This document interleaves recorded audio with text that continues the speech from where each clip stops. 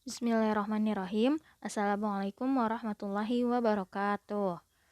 Apa kabar anak-anak ibu semua? Semoga selalu sehat ya. Nah, hari ini ya kita akan masuk bab 8, materi bab 8 yaitu tentang perilaku hormat dan taat kepada orang tua dan guru serta empati kepada sesama. Ya, agak panjang judulnya. Oke, lanjut langsung aja. Nah, yang pertama, kita akan bahas dulu apa itu sikap hormat dan taat ya, pengertiannya. Oke, sikap hormat itu artinya adalah menandakan rasa khidmat dan takzim kepada orang yang memiliki kelebihan. Hikmat atau takzim itu artinya hormat ya, sama aja kayak tunduk kayak gitu, sungkan, segan, seperti itu. Memiliki rasa hormat kepada orang yang memiliki kelebihan dalam apa saja, misal dalam usia ya kan, orang itu lebih tua dari kita, atau dari segi jabatan, dari segi kelasnya lebih tinggi ya, kita harus hormat kepada orang yang lebih di atas kita, seperti itu. Kemudian yang kedua ada sikap taat. Taat itu artinya adalah sikap tunduk, patuh, dan nurut ya, turut pada suatu hal. Contoh, taat pada peraturan, ya kan berarti kita harus patuh sama peraturan tersebut. Ya, tunduk kepada peraturan tersebut. Patuh pada perintah, seperti itu. Itu namanya taat ya, sikap taat. Oke, kita lanjut.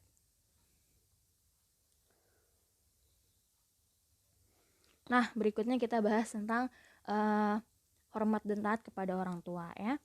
Nah, berbakti kepada orang tua ya, istilah dalam bahasa Arabnya ya atau dalam agamanya itu disebut dengan birrul walidain. Sementara kebalikannya ya, lawannya yaitu menyakiti orang tua itu disebut dengan uququl walidain ya. Kalau berbakti itu birrul walidain, kalau menyakiti itu uququl walidain. Nah, dalilnya ada di surat Al-Isra ayat 23 dan ada juga di hadis Nabi. Nah, ini ya surat Al-Isra ayat 23. Artinya, dan Tuhanmu memerintahkan agar kamu jangan menyembah kepada selain Dia, dan hendaklah berbuat baik kepada ibu bapak. Jika salah seorang di antara keduanya atau kedua-duanya sampai berusia lanjut dalam pemeliharaanmu, maka sekali-kali janganlah engkau mengatakan kepada keduanya perkataan dan janganlah engkau membentak keduanya, dan ucapkan kepada keduanya perkataan yang baik.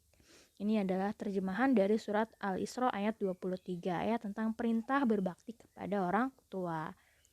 Nah, berikutnya di hadis Nabi juga ada ya. Dari Abu Hurairah radhiyallahu anhu, ia berkata, ada seorang laki-laki datang kepada Rasulullah lalu bertanya, "Wahai Rasulullah, siapakah yang paling berhak aku perlakukan dengan baik?" Rasulullah menjawab, "Ibumu." Laki-laki itu bertanya lagi, "Kemudian siapa lagi wahai Rasulullah?" Rasulullah menjawab, "Ibumu." Laki-laki itu bertanya lagi, "Kemudian siapa lagi wahai Rasulullah?" Rasulullah menjawab, "Ibumu." Laki-laki itu bertanya lagi, "Kemudian siapa lagi wahai Rasulullah?" Rasulullah menjawab, "Bapakmu," ya, bapak atau ayah. Nah, berarti Rasul di sini menjawab ibumu sebanyak 3 kali, kemudian baru bapakmu ya atau ayahmu. Nah, apa maksudnya? Ini ya penjelasannya. Isi kandungan dari surat Al-Isra ayat 23 dan hadis Nabi yang tadi sudah dibacakan. Isi kandungannya ada apa saja? Yang pertama adalah manusia harus taat beribadah hanya kepada Allah dan tidak boleh menyekutukannya. Kemudian yang kedua, harus berbuat baik kepada orang tua, ya, kepada ibu dan bapak. Kemudian yang ketiga, melarang manusia berkata kepada orang tua, ya, tidak boleh mengatakan kepada orang tua. Aja nggak boleh ya, apalagi sampai membentak. Mama gitu ya, nggak boleh gitu ya, nggak boleh membentak orang tua, berkata kasar kepada orang tua tidak boleh. Kemudian yang keempat, harus berbicara lemah lembut kepada orang tua. Yang kelima, kewajiban mengurus orang tua yang sudah lansia atau sudah lanjut usia. Dan yang terakhir adalah berdasarkan hadis Nabi tadi, dahulukan ibu kemudian ayah. Ya, Nabi menyebutkan kata ibumu sebanyak 3 kali, kemudian baru bapakmu. Nah, lanjut ya. Berikutnya, ya selain kepada orang tua, kita juga harus taat dan hormat kepada guru. Ya, karena guru juga merupakan orang tua ya, orang tua kalian di sekolah. Dalam hadis disebutkan bahwa Rasulullah bersabda, bukan termasuk golongan kami orang yang tidak menghormati orang yang tua, tidak menyayangi yang muda, dan tidak mengerti hak guru atau ulama kami. Jadi Rasul itu sampai memberikan peringatan ya, bukan termasuk golongan kami gitu ya, golongan orang Islam, orang beriman, kalau tidak menghormati orang tua, tidak menyayangi yang muda, dan tidak mengerti hak guru ya, tidak menghormati guru atau ulama, seperti itu. Ini ya penjelasannya. Yang pertama adalah kita harus berperilaku baik terhadap sesama manusia, terutama kepada orang tua dan guru ya, kepada orang yang lebih tua. Kemudian yang kedua, Rasulullah tidak akan mengakui manusia itu sebagai umatnya jika ia tidak hormat kepada orang tua, tidak menyayangi yang muda, dan tidak menghormati gurunya ya. Seperti itu. Ya, nggak main-main loh ancamannya. Jadi kalau misalnya tidak hormat kepada orang yang tua dan tidak menyayangi yang muda, kemudian tidak menghormati guru, kata Rasul, bukan bagian dari kami ya, bukan bagian dari orang-orang yang beriman, seperti itu. Nah, lanjut ya. Nah, yang terakhir ya, tadi kan hormat kepada guru sudah, hormat kepada orang tua sudah. Nah, kemudian yang terakhir ini adalah empati terhadap sesama. Ya, jadi kita harus hormat kepada yang lebih tua ya, kepada orang tua dan guru khususnya. Dan kepada sesama ya, kita juga harus memiliki sikap empati. Apa itu sikap empati? Ya, empati adalah kemampuan untuk menyadari perasaan orang lain dan bertindak untuk membantu sesuai dengan kemampuan kita. Ya, jadi empati itu kita merasakan nih apa yang dirasakan oleh orang lain dan kemudian kita membantu dia. Ya, jika ada orang yang kesusahan, sedang kesulitan ya, kita merasakan apa yang dirasakan oleh orang lain, kemudian kita bertindak membantu orang tersebut ya, sesuai dengan kemampuan kita. Jadi apa bedanya empati sama simpati ya? Mungkin kita pernah dengar nih simpati. Nah, kalau simpati itu kita merasakan tetapi kita belum membantu ya. Jadi kita belum turut membantu orang tersebut. Nah, kalau empati ini sudah sampai tahap membantu ya, langsung turun ya, menolong, seperti itu. Nah, itu disebut dengan sikap empati. Ya, jadi itu bedanya simpati dengan empati. Nah, dalilnya ya di Al-Qur'an ada surat An-Nisa ayat 8. Jadi Islam itu mengajarkan orang untuk saling berempati, saling tolong-menolong. Artinya ya surat An-Nisa ayat 8, dan apabila sewaktu pembagian itu hadir beberapa kerabat, anak-anak yatim, dan orang-orang miskin, maka berilah mereka dari harta itu sekedarnya, dan ucapkanlah kepada mereka perkataan yang baik.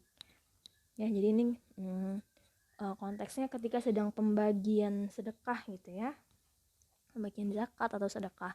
Jadi kalau ada yang hadir kerabat, anak-anak yatim, orang miskin, maka berilah mereka harta gitu kan, sekedarnya. Kemudian ucapkan juga perkataan yang baik. Nah, ini berarti anjuran untuk saling membantu, saling tolong menolong kepada sesama manusia, seperti itu.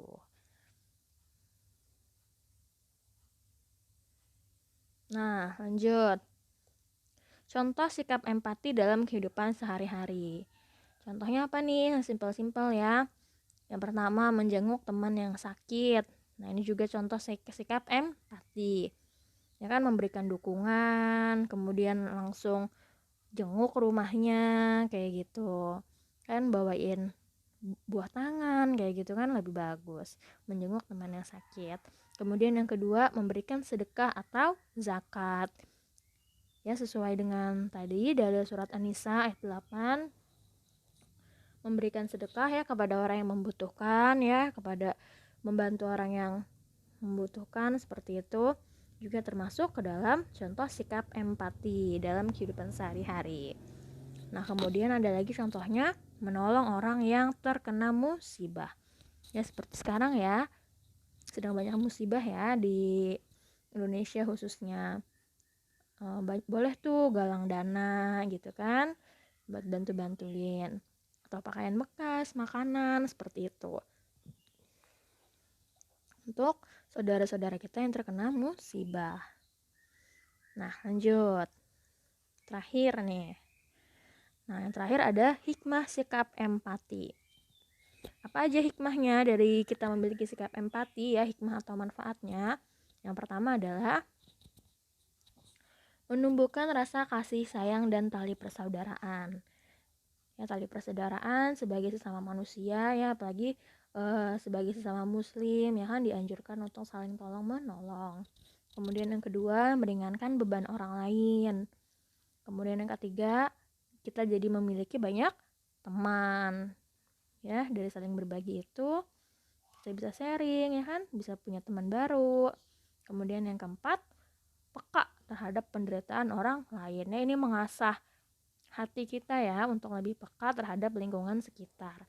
Kemudian yang kelima adalah tentunya mendapatkan pahala yang besar dari Allah. Ya.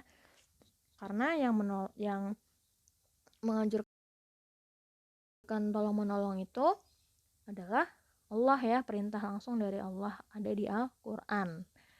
Seperti itu. Maka kita akan mendapatkan pahala yang besar jika kita mau menolong atau bersikap empati terhadap orang lain.